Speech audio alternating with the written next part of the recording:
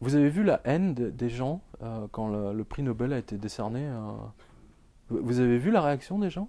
Vous avez vu des célébrations spontanées ça a été absolument unanime sur que ce soit dans les journaux normaux entre guillemets ou dans la blogosphère, hein, qui est pour moi le reflet quand même de ce que pensent les gens dans une grande majorité.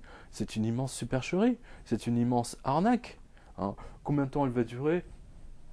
Sincèrement, vous m'avez déjà posé la question il y a un an, et je vous ai répondu, je ne suis pas Madame Irma.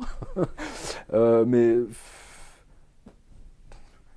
espérons, sincèrement, espérons que ça dure le plus longtemps possible, parce que le bain de sang qui arrive derrière, il n'est pas réjouissant.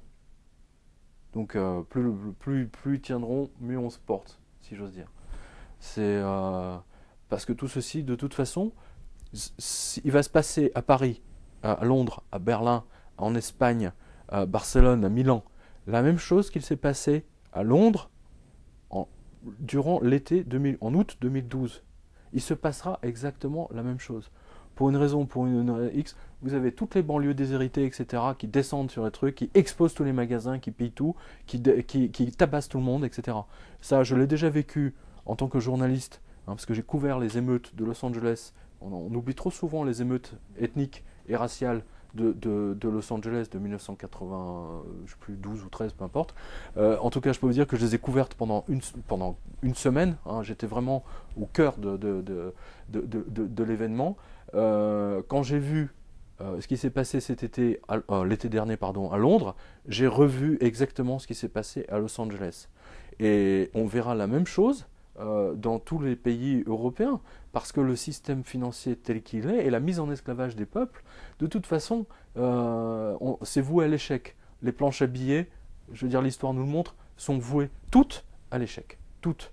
Et je vous signale que là, ils sont en train de préparer l'intégration de l'Europe, hein, de la zone euro, dans les États-Unis.